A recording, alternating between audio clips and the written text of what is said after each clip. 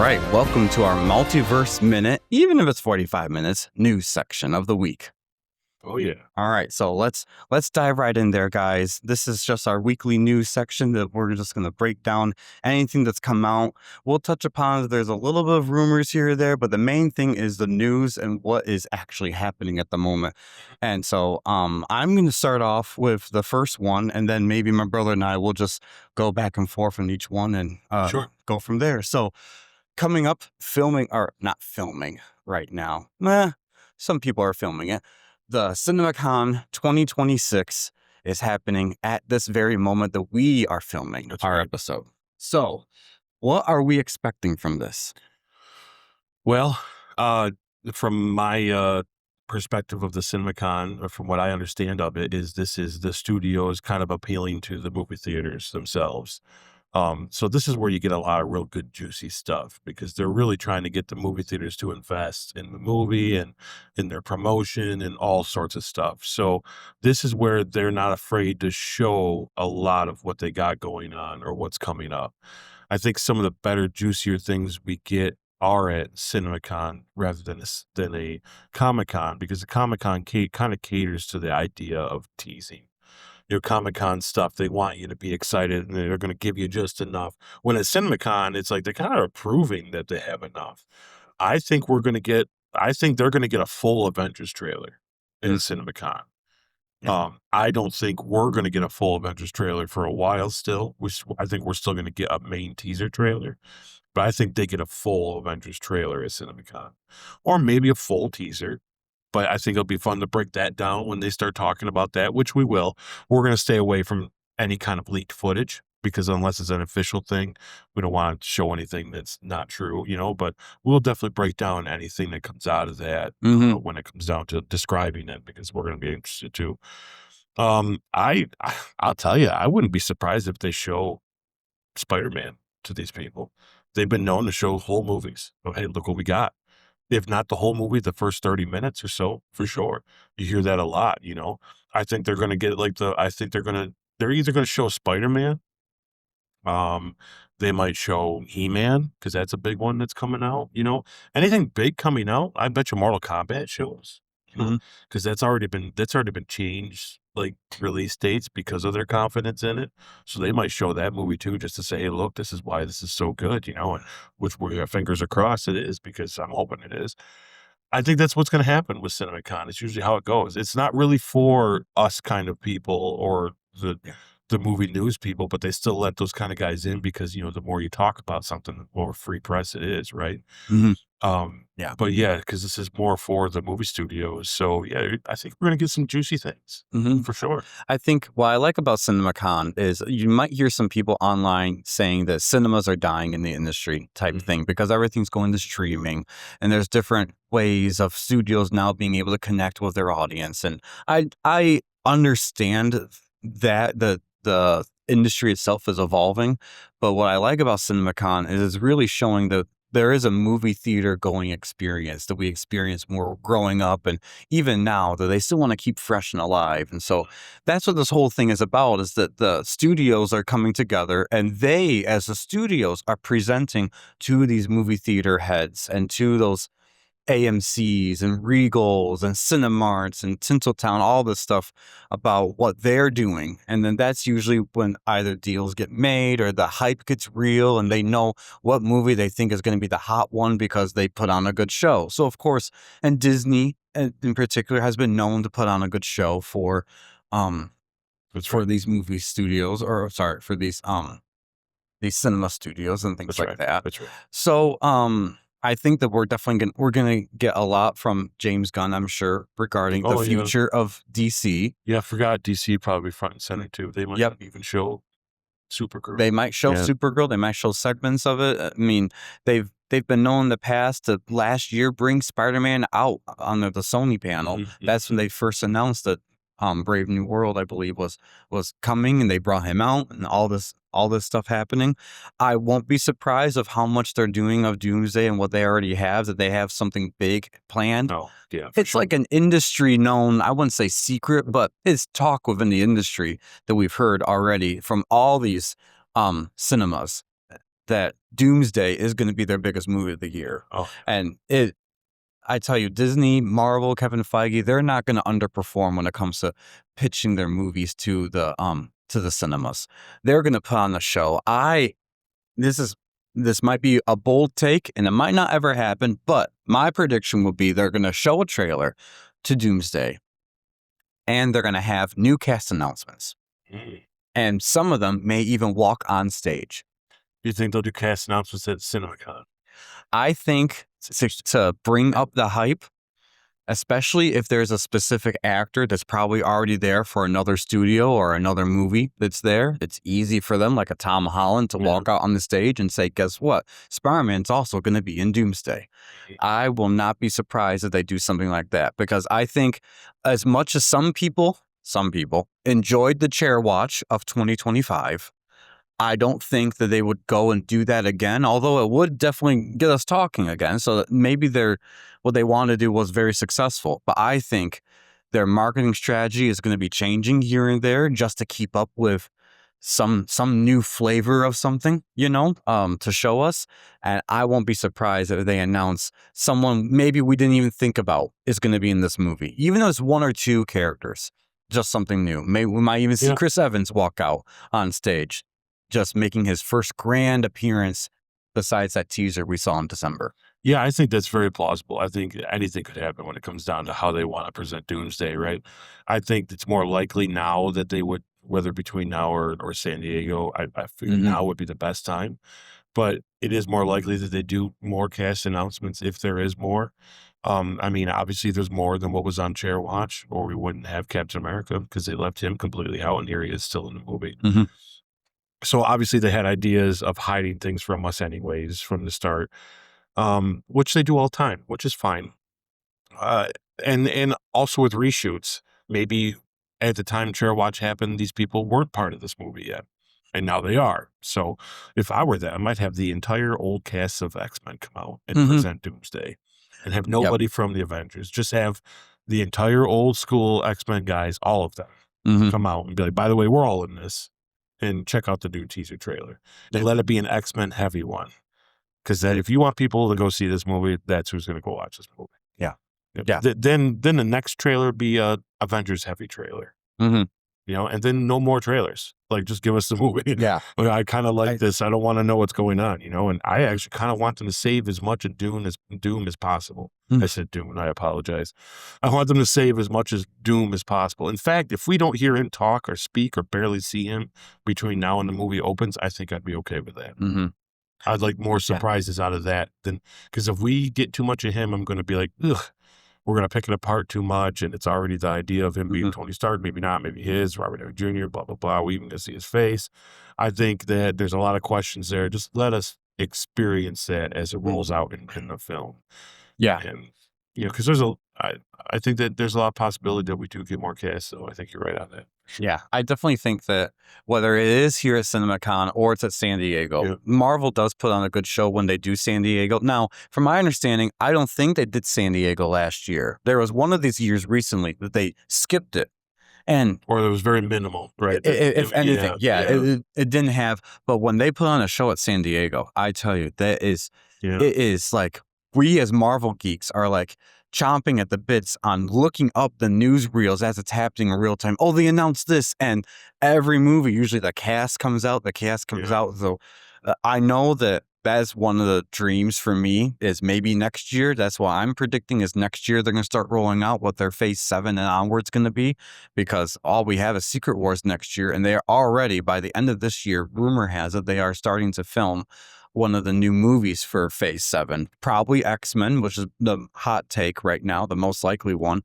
But I would not be surprised if, I don't think this year, because of the hype they're trying to make for Doomsday, they're going to do something like that, because they don't want to overshadow Robert Downey Jr. coming back as Dr. Doom type thing. But I do think next year at San Diego, that's my prediction, we're going to feast on Marvel. Yeah, I agree with Sam. I think I've always wanted to go to one of them. We've kind of had a taste of Comic-Con going to one in Rhode Island that we really like. Shout out to Rhode Island Comic-Con. You guys do a great job. And we like it a lot. We're thinking about going this year to that again. I'm thinking very seriously about it. So Mhm. and it just costs a lot of money, folks. So sometimes it's hard to do, but I think we can make this one work this year. And when it comes down to San Diego, I'm going to hold my decision on whether I want to go to that until I see how good Doomsday is. If Doomsday just rocks it and kills it, then sign me up. Let's go. Let's get our tickets way ahead of time. Mhm. If it doesn't, then man, I'm just going to wait it out with everybody else. Because like I just want to be ready. It's because it's not like we're going to be able to afford to really meet a lot of these people. Yeah, that's the thing. Yeah. But Both. it would be nice to be Yeah. there and experience it like they do, like Mhm. the fans really do, and how much they like it. Yeah. Then I can wear my Fat Thor costume again. So I have an awesome Fat Thor costume. Oh, The last time gosh, I went. yeah. So Yeah, that you were pretty hot in that I Fat couldn't Thor believe how many costume, pictures like, people wanted with me with that yeah, darn thing. people were like, "Oh, we need pictures right now," Yeah. and you look just so perfect for it. Yep. Anyways, so yeah, that's what we're that was our 2 cents on CinemaCon 2026. Yep. It's happening right now. And by the way, with that mentioned, if something like a Doomsday trailer does come out within this next upcoming week, Oh yeah. we are doing a quick, hey, this just came out. We're getting together right now and doing a quick video for you guys so Yeah. you get to see our reaction to it and our 2 cents to it. So If something that big happens, we will do an extra video. oh yeah, And that's so keep your eyes open this week, particularly for any kind of. If it's nothing that's really light shattering, we'll save it for Yep. next week's, multiverse. Yeah, if they show a trailer to the audience, but it's not released to the public, on their official platforms or anything, we're not going to show leaked footage, but we are going to talk about it because at With that big point feature they've next made it as news. Yeah, It's just not video news. You know what I mean? it'll So, be a big feature next week. Yeah. Maybe. And I don't know, maybe if the leak footage they discuss is real big, maybe we will do a video on it. So let's just see what we get first. Exactly. Go from there. yeah. All right, so take it away with the next thing on our news. All right, so our next news thing is something to do with Chris Evans. Go figure. Chris Evans indicates that he is in the next one, quote unquote, and will be shooting very soon, quote unquote. What does this mean, Sam? I mean, of course, the internet went abuzz when this happened. Like I remember watching the video of this. I don't know if this is who he was talking to or this is just some lady reacting to it. There was this woman that you hear Chris Evans actually say these things. So, and I don't think it's an AI generated thing. I think he actually is just saying, hey, I'm filming stuff. If you want to be a skeptic about it, you could say, oh, these are just reshoots of Doomsday. That's what he's meaning. He's in the next one, meaning he's in the next shoots or whatever. I think this is Secret Wars, and everyone else seems to think he is confirming he's going to be in Secret Wars too. And we've always speculated Secret Wars is going to have everybody. So most likely. I would not be surprised if what he's filming, yeah, I'm sure he's filming Doomsday reshoots, but I think he's also filming some Secret Wars too. And he just let the cat out of the bag, but being very vague about it. That's my 2 cents. Yeah, this kind of news things like I'm real careful with because he could be talking about anything. It might not even be him. From what I understand of this, it's a recording of him saying this to someone who's not even a news outlet.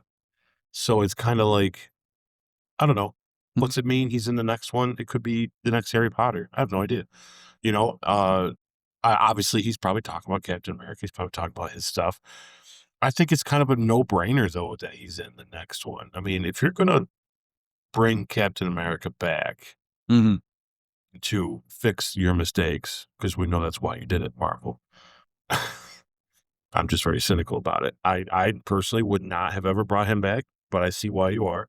And I'm not saying it still can't be amazing. It can be amazing. It's just we just gotta just be careful with what he did before, because what he did before was chef's kiss. Mhm. So don't ruin this. You know what I mean? Like if you're gonna do something with it, let's do something real good. Because Yeah. that's just that ending of him dancing with Peggy, and it just goes. I'm like, oh man, I almost wanted the universe right there to just end. To be like, let's no more, just stop. You know what I mean? Like, Yeah, we like bold decisions, so but we don't good. like stupid decisions. Yeah. So, But I understand why he's back. I think it will make for a fun story. I think he's awesome. I mean, he is Steve Rogers. I'd like him to come back and just take the shield away from what's his face, and then we'll just leave that till we get to that movie. But yeah, I think it's no brainer. If he's going to come back, I mean, why not bring him back for both these two that are so close together? I mean, if you're talking he's back for the next Avengers movies, but he's got to wait 6 or 7 more movies, then that could be that's probably not what he's talking about. But you're talking these two movies are so close together that I bet there's characters that we have in this one that they've even filmed some of their stuff for the next movie for timing wise. Excuse me, for timing wise, because it's going to be hard to get done later for the next movie. I mean, they do this stuff all the time when it comes down to franchise kind of things. I think we're going to get Robert Downey Jr. back as Iron Man in Secret Wars, to be honest with you. I don't think he's going to go further than that. I think it's going to be some sort of time complacent, blah, blah, blah, whatever they're going to use to make this movie awesome is what they're going to do, and if they're smart, they can do that. Just give us a good ending to Cap. If he ends, if he doesn't end and he stays in, that's even cooler. I hope Chris Evans does it till he's 90. Why not? It's like we're going to have Hugh Jackman till he's 90. Might as Don't well. think we won't, because I feel like there's so many things we can do with that. He can, even if he just shows up here and there or something else, or however, he's going to do these for a long time. And so, yeah, I don't want to read too much into it, though, because we don't know what this really means. We really don't know. Yeah, no, we don't. But it circled around, and something came out of it. So we had to bring it up for our part of our news segment here. Yeah, oh yeah, for sure, because it probably is. That's really what it comes down to.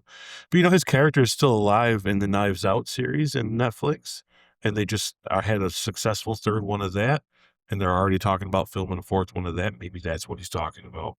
So it could have been a whole different movie, folks. Speaking of characters still alive, we haven't heard that Steve Rogers, the MCU Steve Rogers that we know, that we saw at the end of Endgame, Old Man Steve.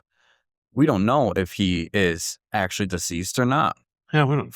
I mean, that super soldier serum is supposed to help you from aging so much too. That's why he looks the way he does, and he's just shown his age from that. And that's another reason why I'm a little worried about how they're doing this with bringing him back type thing, because Russo Brothers already kind of insinuated he went back and had the life that he always wanted to have.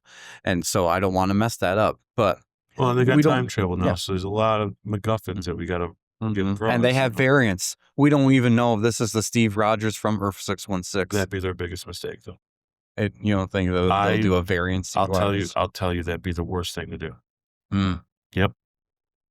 All right. I mean, does that set well with you?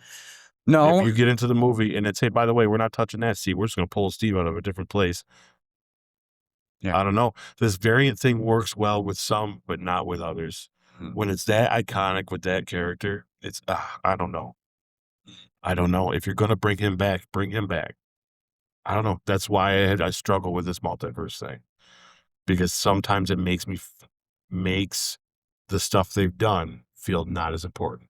And when you start doing that, you start losing me as a viewer, or at least someone that not as passionate. Like, I'll probably watch these until they really go off the rails. They really got to go bad.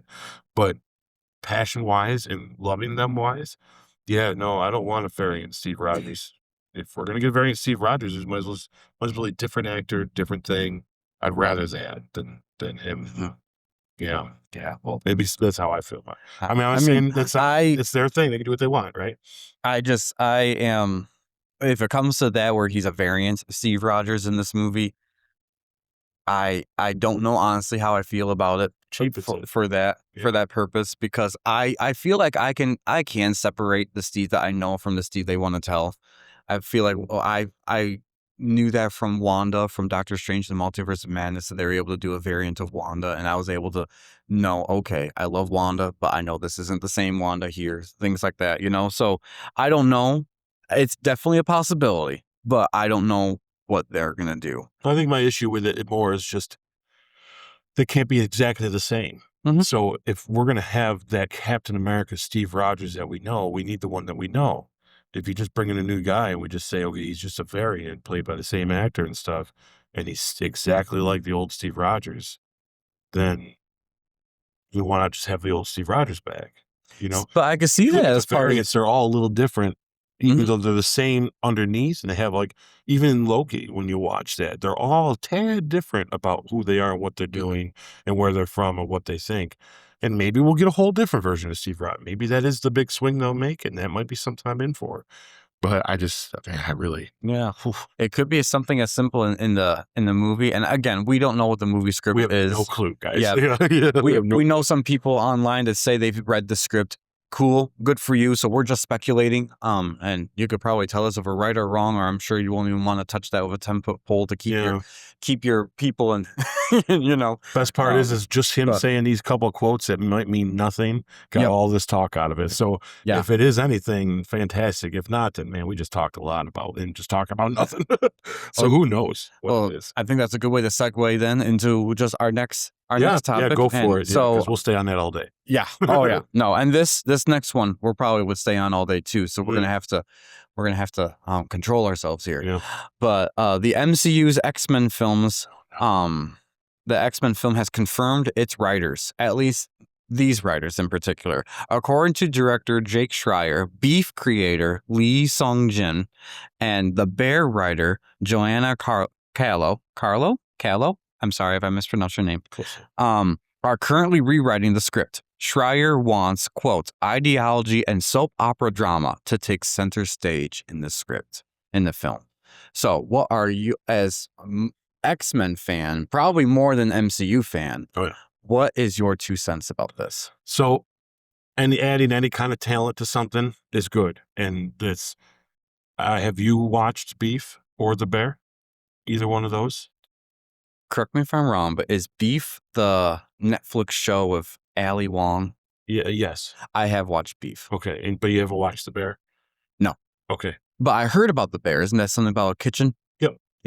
Okay. I've seen both these shows, and The Bear is one of my favorites. And The Thing is in The Bear. That's correct. Evan Boss. Right. Yeah. The Thing. Sorry. You're in a Pentagram. Yeah. Sorry. Yeah. We'll get your name correct. Yeah, I've watched both these, and I'll tell you, they are excellent shows. I thought Beef was great. It was strange, weird, out of nowhere.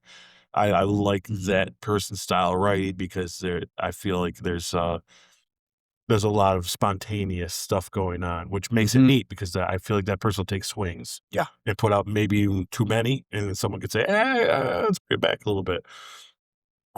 What I love about the writer of The Bear being involved in this is if you watch The Bear, what a character-driven show. Its show is great.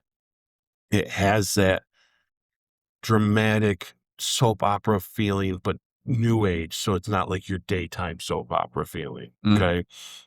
It's like what you want to see. It's very realistic life, kind of what these people are going through, and that person writes those characters so well in The Bear. Probably top 3 best TV episodes I've ever seen in my life comes out of that show.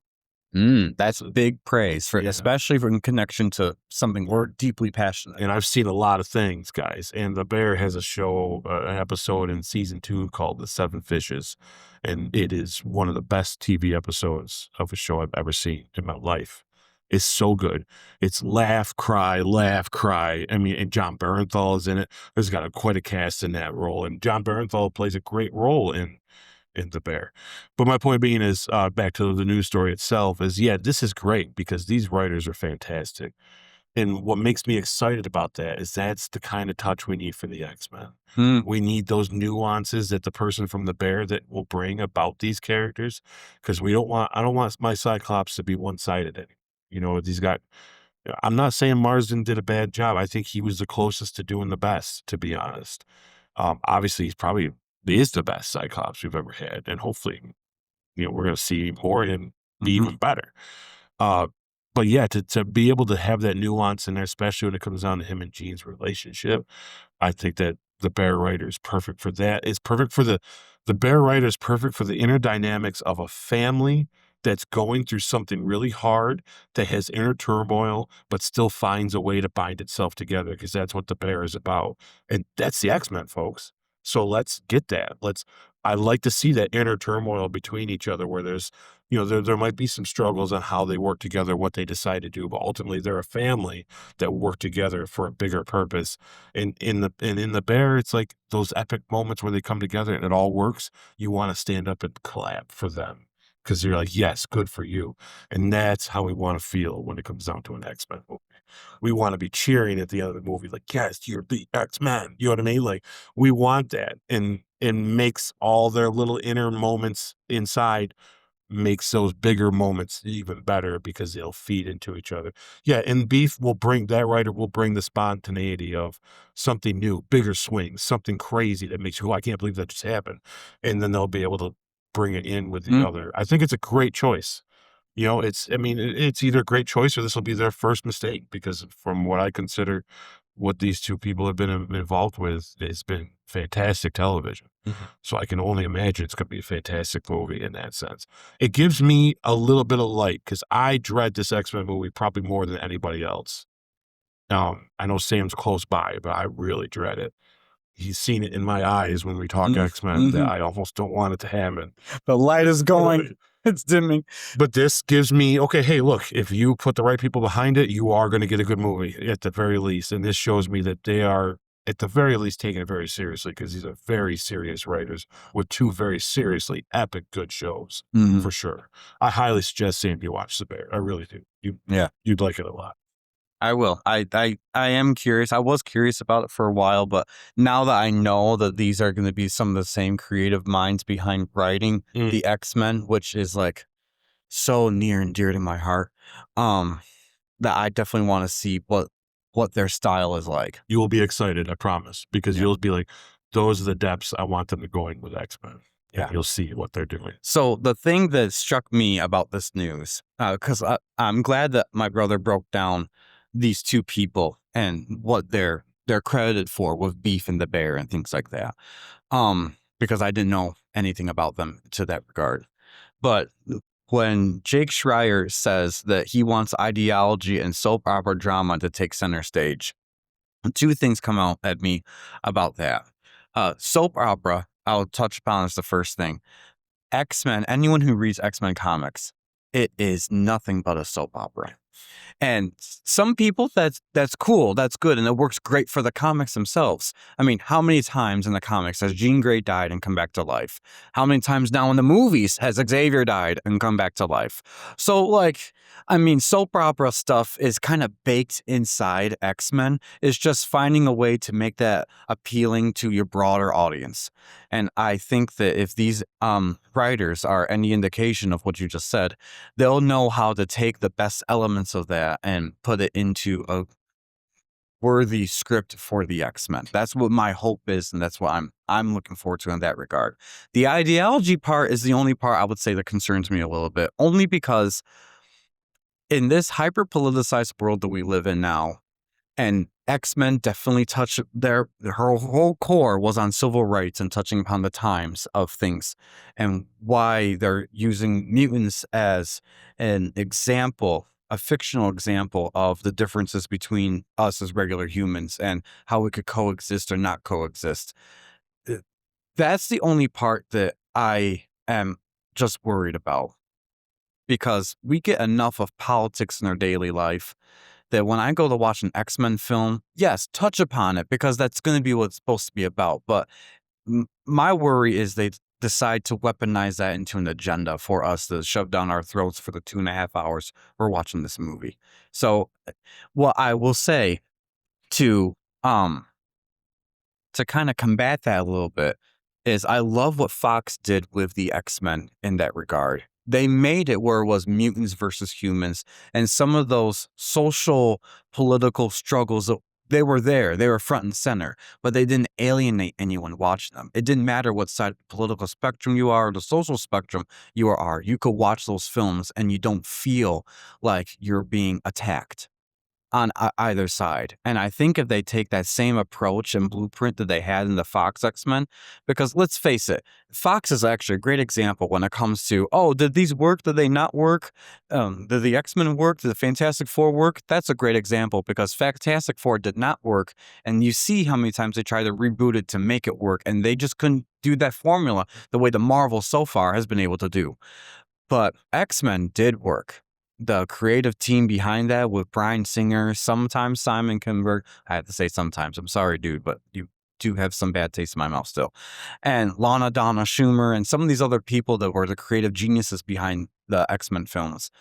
It worked. Matthew Vaughn comes to mind. I think it's Matthew Vaughn, who's a director of First Class. Yeah, Matthew Vaughn. Yeah. And don't forget Feige. Got you right. Yes. From the beginning. He was. Yes. Yeah. He was a producer on them too. So, like, they had some blueprint that actually gained the fan following, such as my brother and I, where we're so passionate about them. And we actually liked some of the creative things they did with them. We want to see some things change a little bit or maybe expand upon. Cyclops is a good example, give Storm a little bit more of a front type thing. But like, other than that, you have to be able to blend that connected with everybody in with whatever this quote unquote ideology is that you're going to be doing. So that's my only worry going into this is, are they able to do as successful on that front that Fox was able to do?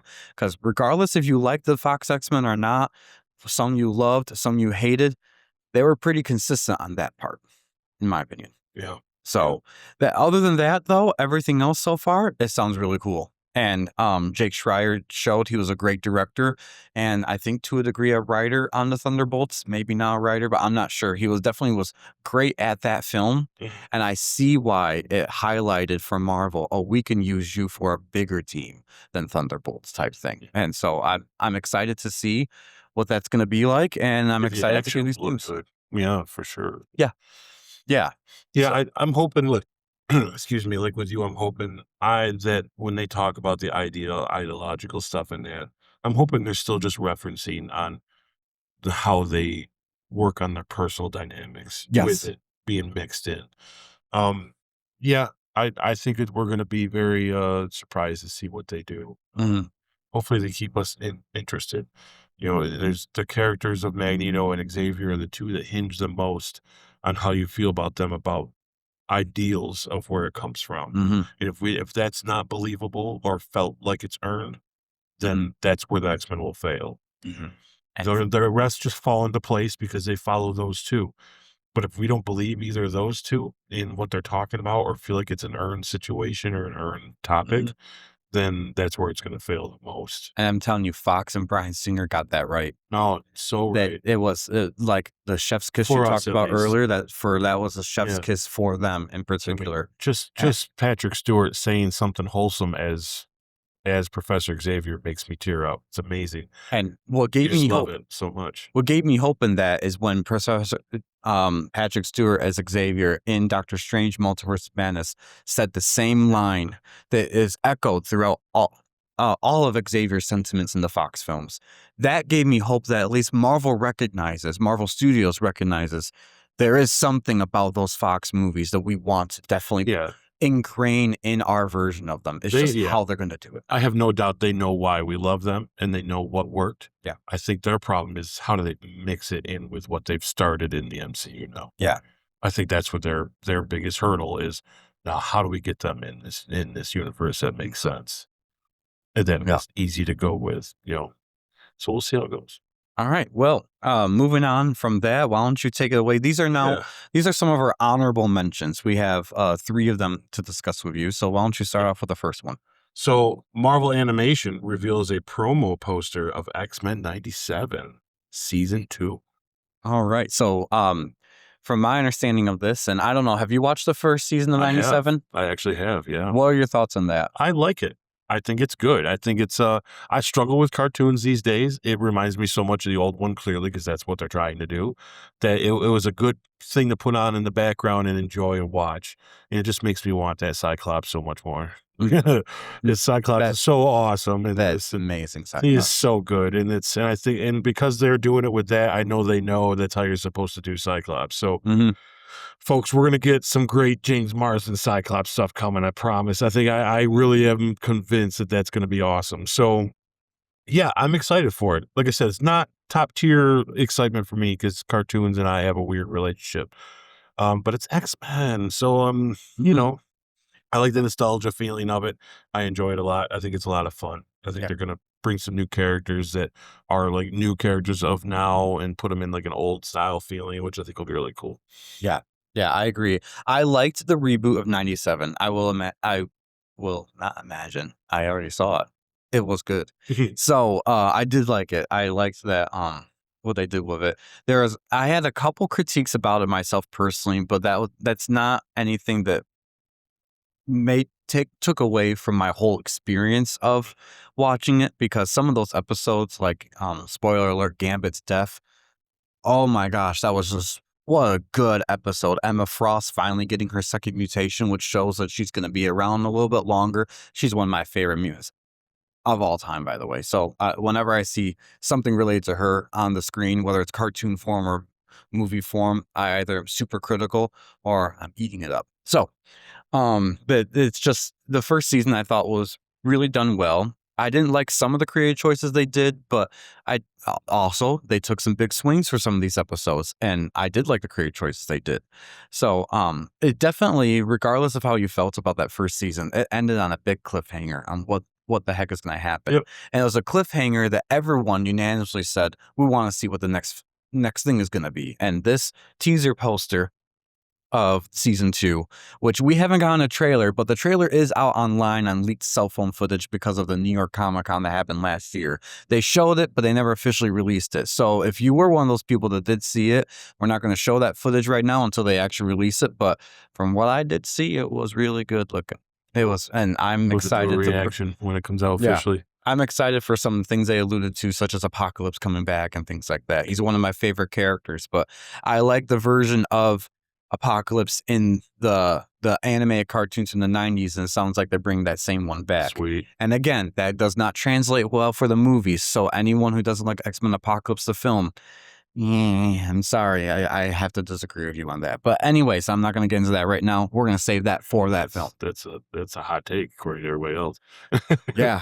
Well, that's a hot take I'm willing to burn on That's because right. it's passionate. Anyways, so cool. I like seeing the first official glimpse released to the public. I'm excited. I am sure that by San Diego Comic-Con this year, we're going to see a full trailer. If not, I believe the whole season is supposed to come out during the summer. So they might even premiere the episode there, and then it just starts on from there. We don't know their schedule, but I'm excited to see it. Yeah. I had the privilege too, I will just say as an honorable mention, of meeting the cast of this show at a comic convention. Right.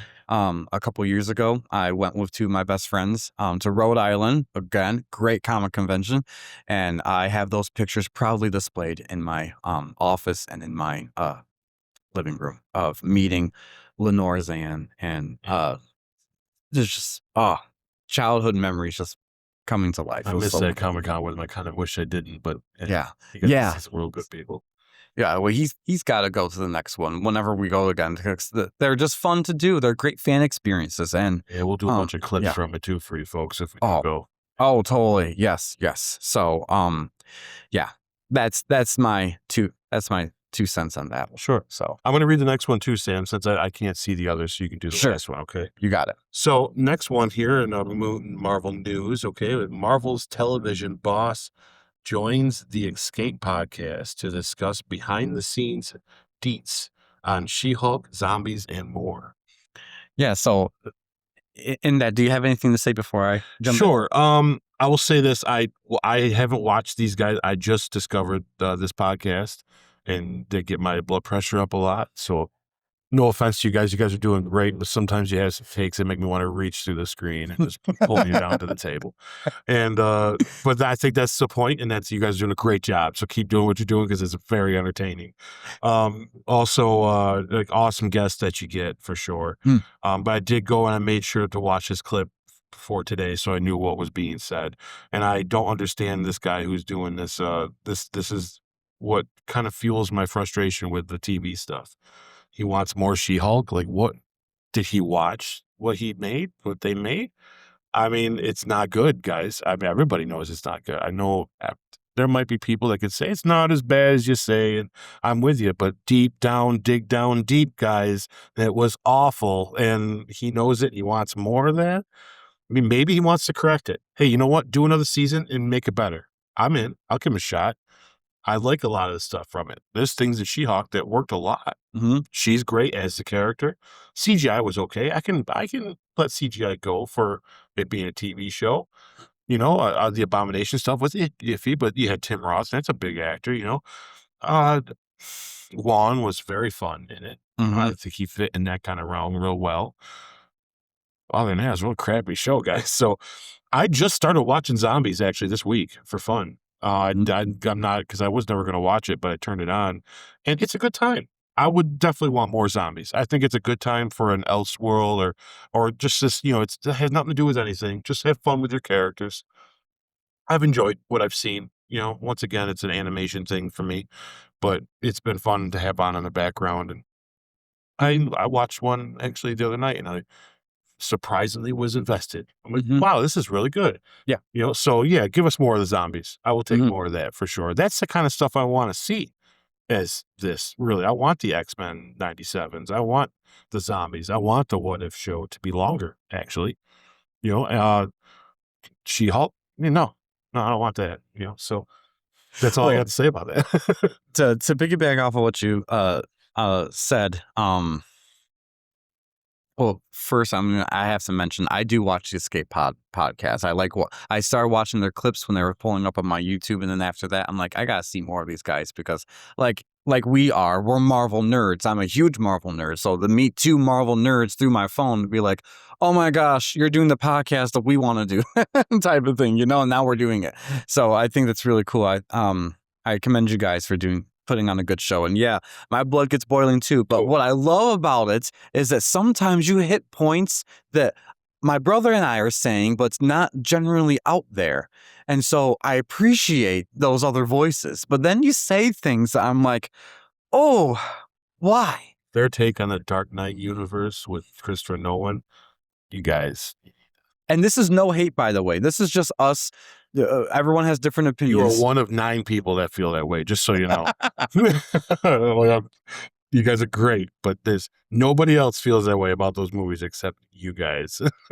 Yeah. But even then, like, I appreciate you guys. I love tuning into your episodes and everything. So, and I did watch this full episode because I do like watching them anyways. And I think this is really cool that you had the TV boss on for Marvel, and I was very interested to hear his takes on some of those shows that did not do well, and She-Hulk was one of them because I have a love-hate relationship with the She-Hulk show. The love part is I love She-Hulk so much that I was anticipating her show, and then when we got it, I'm like, okay, strong first episode. When we do a retrospective of the She-Hulk show, because we are in our March to Doomsday, um, we'll dive into that a little bit more. But there's just I would like to talk to someone that Brad here had mentioned. I think his name is Brad, right?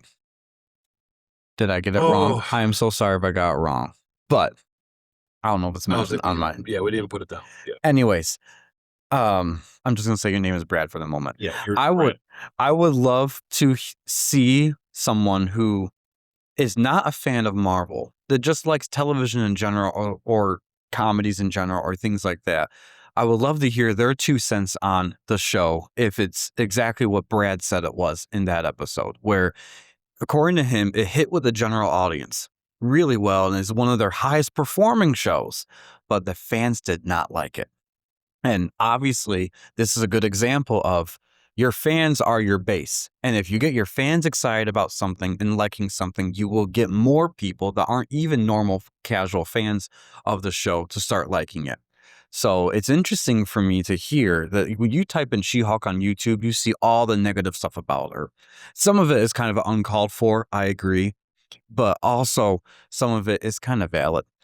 And to hear that this is internally one of their highest rated shows, I want to meet someone who's watched the show and just likes it and doesn't know a thing about Marvel, because I just have not yet met someone like that. it's an interesting inquiry. Yeah, I agree.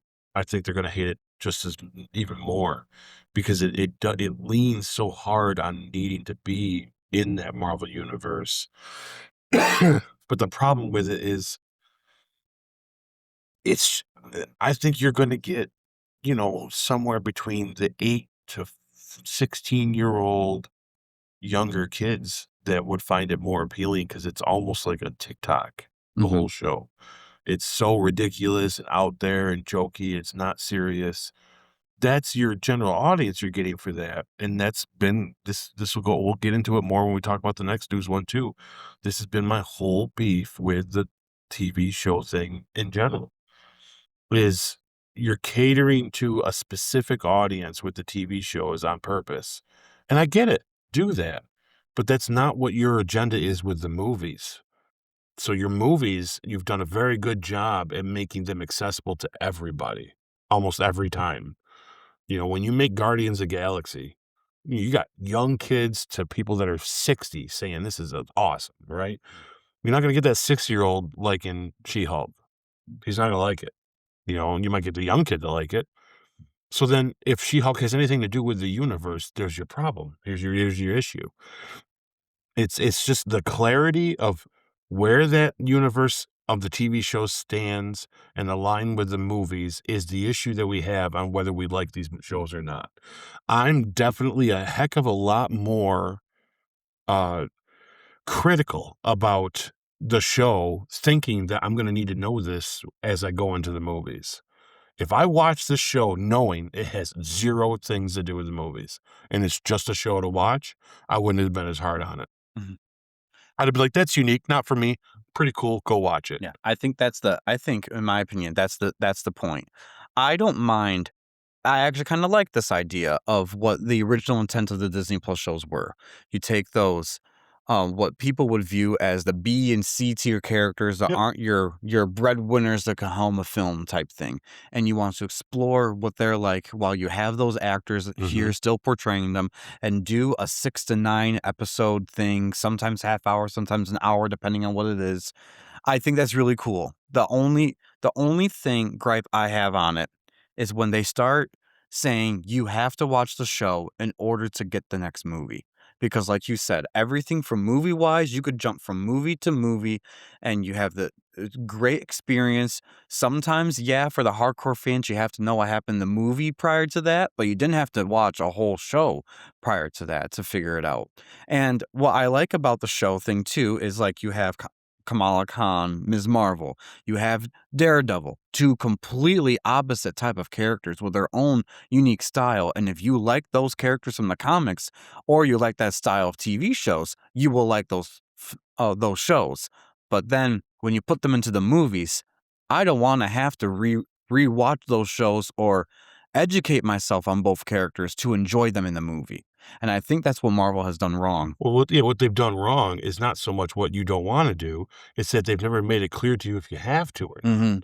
Because it's one thing to be like, I don't want to either. Mm-hmm. But if they told us from the start that we had to, Mm-hmm. then we'd understand that, okay, we got to accept this and do what we can do. And we probably would have, when on board, still been as critical about it. But at Yeah. least we know what we're getting means something later. Yeah. Because, I mean, I loved the first season of Loki. Loved it. Mm-hmm. Until I found out it really isn't that important. And then, there's things that happen in Loki that made me think, why is this not in a movie? Daredevil When too. it branched off and I'm like, oh my God, this is huge for the Marvel Universe. Come to find out it's not that big a deal because no, it's not really part of it. Wait a minute. But now, is it with Now it Doomsday? is, right? Because Like, when we go into Doomsday, Loki is supposed to be. So do I not have to see any of Loki to go into Doomsday? mm-hmm. They haven't told us this yet or not. Or yet they have actually said they've even went back on it with Wanda. We'll talk about it in the next one. It's like the WandaVision thing. It's like, hey, you don't need to see WandaVision to watch Doctor Strange Multiverse of Madness. Yeah, you don't. You really don't. Although the kids thing was kind of like, whoa, where'd that come from? But you really didn't have to see WandaVision. I get it. Hmm. You know, but if you want to know anything about Vision still being alive, you need to see WandaVision, Mm-hmm.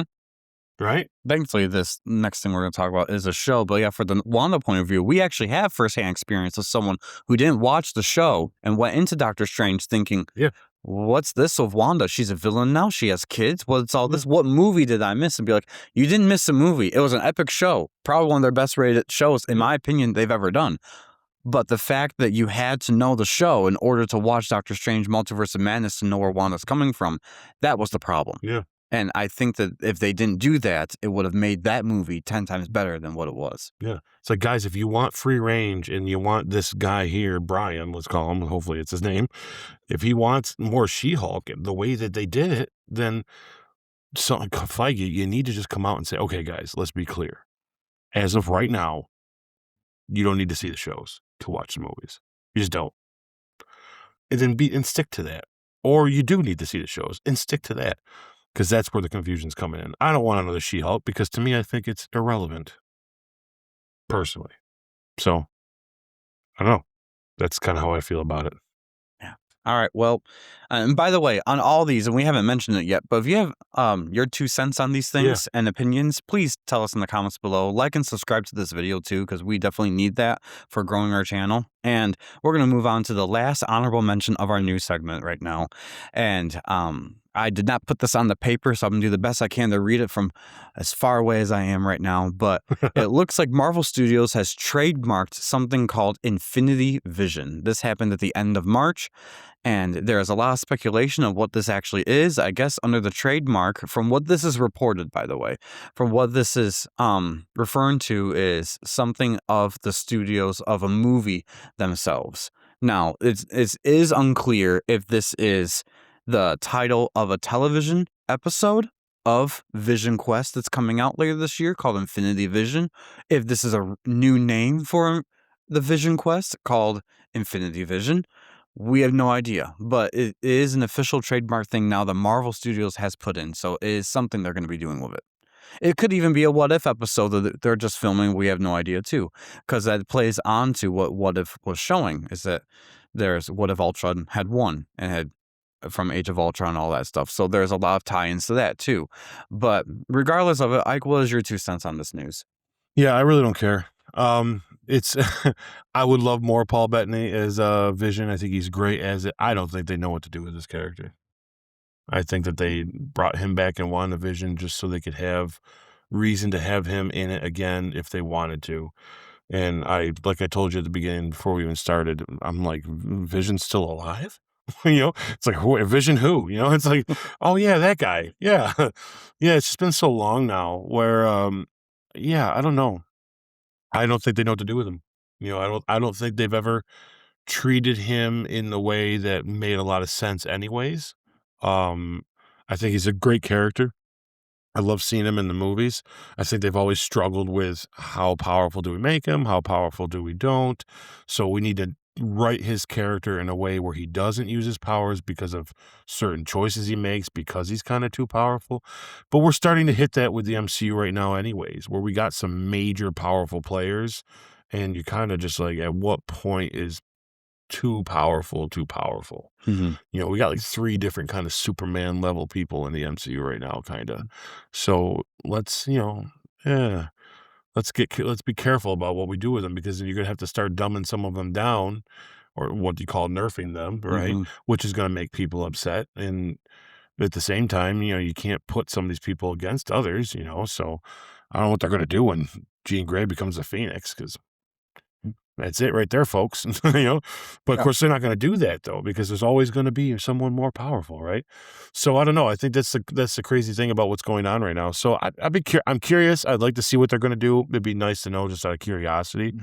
But frankly, I got no kind of stake in this. I don't know how legit.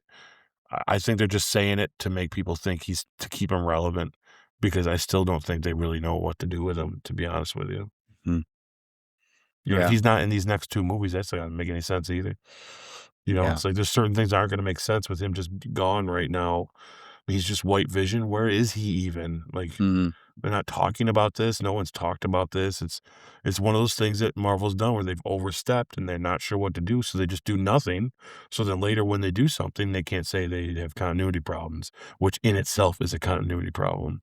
Yeah. So from my understanding of this show, and if I don't know exactly where I heard this from, but from my understanding at least, and please correct me if I'm wrong in the comments below, if this isn't an actual thing and this is just something that someone rumored to be out there said, Vision Quest is the last show that Marvel has done or is doing currently that has to tie into the MCU film continuity. Is that official that they've kind of said? The last thing that I knew of was that was the last one that they already had in production. Then they couldn't backtrack on it or fix it or do anything like that where they had to do that it. crap in Ironheart we have to take to heart. We do, yeah. Ironheart's gonna have some hot takes there when we get there, folks, and that's gonna probably be this November by the time we get to it, because that's so later on. But anyways, when we get to that retrospective, so bad. But yes, apparently that has something to do with the MCU too. But I'm excited to see Ultron. From what I've heard of it, even on that Escape Pod episode, he talked about. Oh, that's right.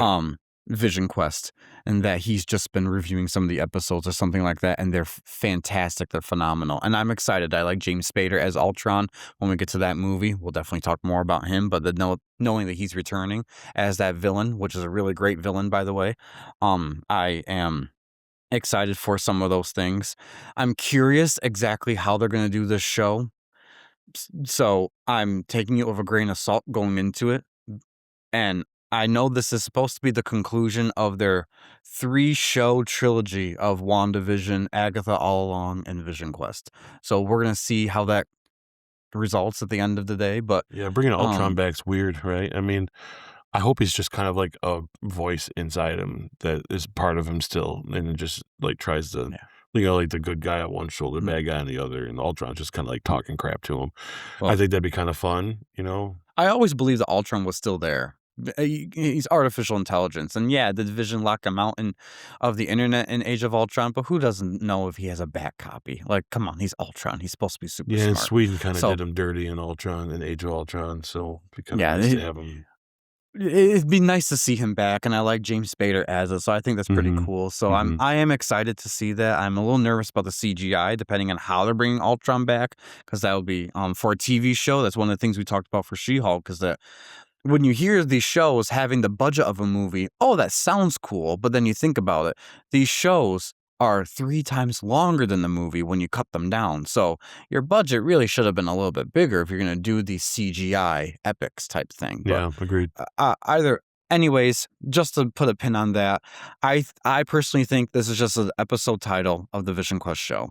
Unless anything official comes out of Yeah. it that they're changing it, which that probably will be something at San Diego Comic-Con. I don't think that's a CinemaCon thing they're going to be talking about because it's Disney Plus. It has nothing to do with cinemas, but maybe This is definitely yeah. a San Diego thing I could Definitely. see. If anything, San Diego, or they have Kind of. D23, which is like a Oh, month, that's right. about a month Yeah. later. That's a Disney owned thing. That's where I could see something like this being announced. But Yeah. anyways, guys, question is for you. What do you think about all of our news of the week so far? What do you think of this episode so far? If you're watching this as a segment, you could watch a full episode right now on our YouTube or listen to us wherever you stream. Yep. But what do you think of our multiverse minute of this week? Comment and like down below.